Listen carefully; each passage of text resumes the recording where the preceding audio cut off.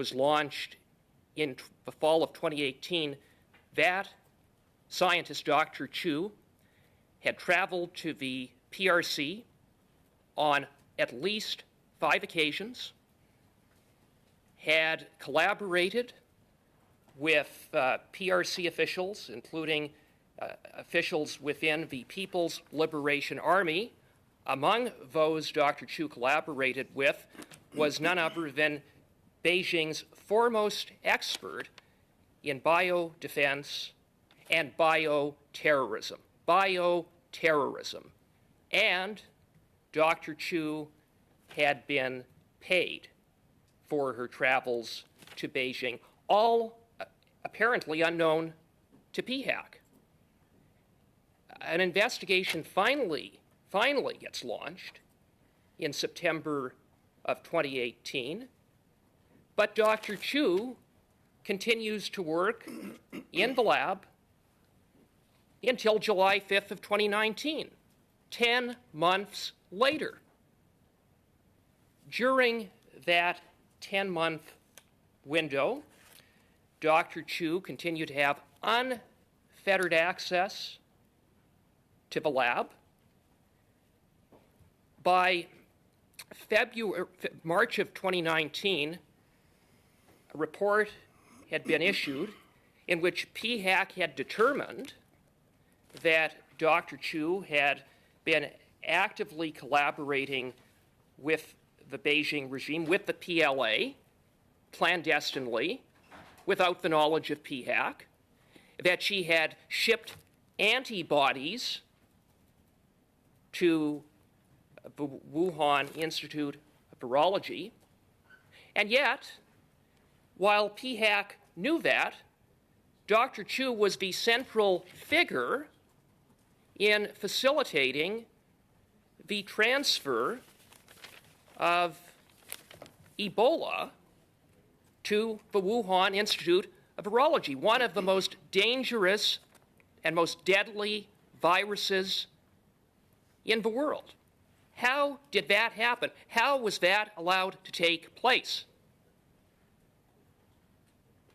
This breakdown in national security has had serious consequences. In fact, CSIS and PHAC have determined that this breach represents a very serious and credible danger to the Government of Canada as a whole, and that it constitutes a credible threat to Canada's economic security. Now, Mr. Chair, as Mr. Chong noted, the Prime Minister is singularly responsible for the machinery of government with special responsibilities for national security. The buck stops with the Prime Minister. And part of the questions that we need answers to is, when did the Prime Minister know about this massive national security breach? Did he learn about it in 2019, or did he learn about it in January of 2021? We don't know, or sometime in between.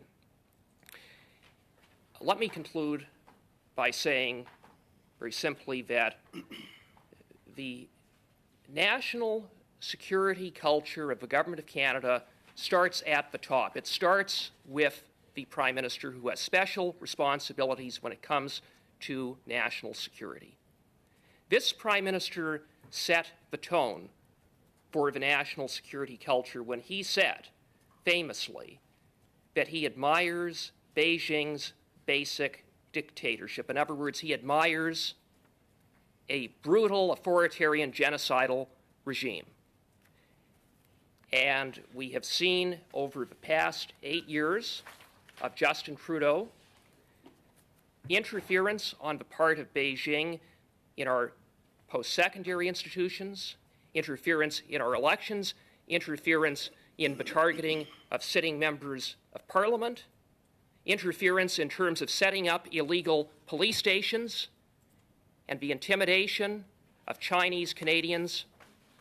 And now we have learned that Beijing was given unfettered access to some of Canada's most sensitive biological secrets. After 8 years of Justin Trudeau Canada's national security culture is broken, and an incident on the scale of what happened in Winnipeg is a direct result of that. Thank you, Mr. Chair. La prochaine intervention est pour Monsieur Ellis. Our next speaker will be Mr. Ellis, followed by Mr. Berthold, and then Ms. Kalig and Mr. Villemur. Good morning, colleagues. It's a very significant day in Canadian history, perhaps the most significant security breach in the history of Canada. And as the Canadian CSIS would say, this is a serious and credible threat to Canada and to Canada's economy. And why is that, Mr. Chair? When we look at many things involved in this terrible sequence of events, let's be clear for Canadians to understand that this is the only containment level 4 lab in Canada. It is not like we expect the Prime Minister, as my colleague Mr. Cooper has outlined, who's responsible for national security, to have to look after 20 such labs. There is only one level 4 containment lab in Canada. Secondly, what we know the result of this terrible breach happened is that now China has a level 4 containment lab as well, albeit with what appears to be sloppy workmanship, but by the hand of scientists who were working here at the National Microbiology Lab in Winnipeg. Why is this important? Well, Chair, when you look at documents from the U.S. State Department as early as 2005, they identified the Academy of Military Medical Sciences as a threat having links to a biological weapons program. And when we begin to understand this, why is the Academy of Military Medical Sciences important? Because scientists from that particular academy were able to gain access, as my colleague said, in an unfettered fashion and an unsupervised fashion to the National Microbiology Lab in Winnipeg. Once again, we need to understand that the Academy of Military Medical Sciences is the scientific arm of the People's Liberation Army, which is partly tasked with biology-enabled weapons. Biology-enabled weapons, bioterrorism. Further to that, Chair, as we said, we know very easily that a PLA scientist had access not just to the lab and to do scientific work and create papers in conjunction with Dr. Chu, but also in photos wearing a PLA uniform with, again, terrible and astonishing contacts with a major general of the PLA also, who wrote papers with Dr. Chu. Understanding all of these things really points to the fact that there is a serious and credible threat to the democracy here in Canada and to our economy and to our safety as well. Finally, Chair, to sum up, I would also say that the U.S. Centers for Disease Control states that Ebola is a Category A bioterrorism weapon. We know on March 31st, 2019, that Ebola was sent to the Wuhan Institute of Virology at the behest first in October, 18th of October 2018, of the Wuhan Institute of Virology, supervised by Dr. Chu here in Canada.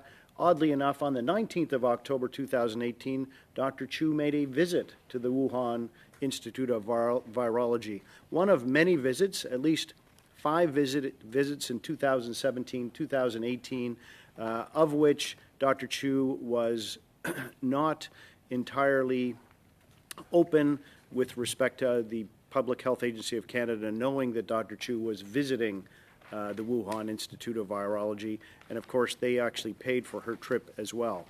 So is this a serious and credible threat to Canada? Yes, it is.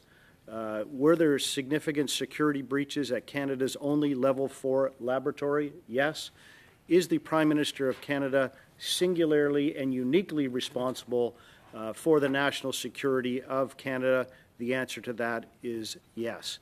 We need to get to the bottom of this scandal, Chair, And that is exactly why I tend to support this motion, as we have an opportunity and an obligation to hold this government to account as the official opposition. Thank you, Chair. Thank you, Dr. Ellis. Monsieur Berthold, sur la motion, s'il vous plaît. Mr. Berthold, on the motion. Thank you very much, Chair. Chair, given the importance of the issue before the committee today, I'm going to read for all those francophones in the country who are listening to us the motion that we have before us so that they fully understand why we're here today and how important it is to look into this issue after so many years. And so, Chair, the motion reads as follows, that in light of the February 28, 2024 tabling of the Winnipeg Lab documents, which contained the government's own findings, concluding that the People's Republic of China and its entities infiltrated Canada's top microbiology lab, a national security breach representing a very serious and credible threat to Canada, and given that access to this information had been denied to Parliament and all Canadians by the government for several years, the committee undertake a study pursuant to Standing Orders 108.3H6 and 7 of the collection and transmission of information and intelligence within the Government of Canada and the government's reliance on its over-classification to deny access to it by Parliament and Canadians, provided that the committee report its findings to the House and call the following witnesses to appear. A, the Departmental Security Officer, Executive Director of Security Public Health Agency of Canada. B, the Deputy Minister of Health, Dr. Stephen Lucas. C, the Vice President, Infectious Diseases Branch, Public Health Agency of Canada, Dr. Donald Shepard. D, the Vice President and National Microbiology Laboratory Branch, Public Health Agency of Canada, Dr. Guillaume Poliquin. E, the President of the Public Health Agency of Canada, Heather Jeffrey. F, the Minister of Health, the Honourable Mark Holland. G, the Director of the Canadian Security Intelligence Service, David Vigneault. H, the Deputy Clerk of the Privy Council and the National Security and Intelligence Advisor to the Prime Minister, Nathalie G. Drouin.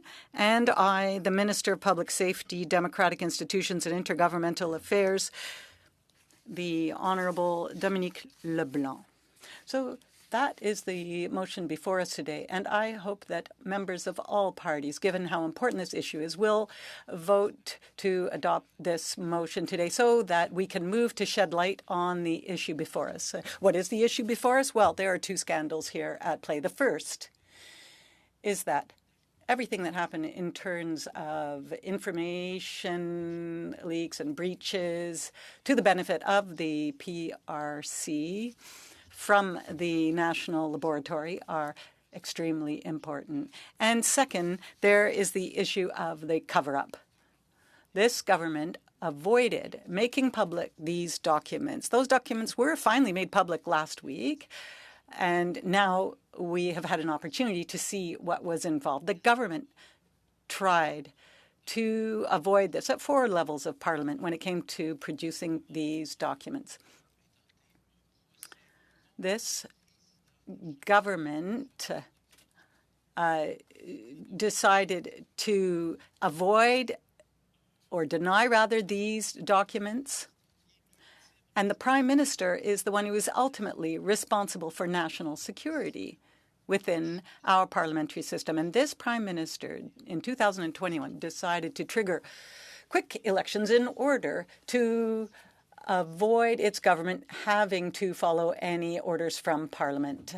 So here we have these two scandals before us. And because of this, it's important to shed all possible light on what led to these breaches in the laboratory and what ultimately led to this cover-up on the part of the Liberal government. So now we finally have the documents. So now we can begin figuring out what happened. 3 years ago, the Canada-China Committee had requested the documents from the Winnipeg lab. And it's up to the committee to do this work because the government will not do it. Why do we know that? Well, because the Minister of Health himself, Minister Holland, declared that he wouldn't hold anyone responsible, would not punish anyone.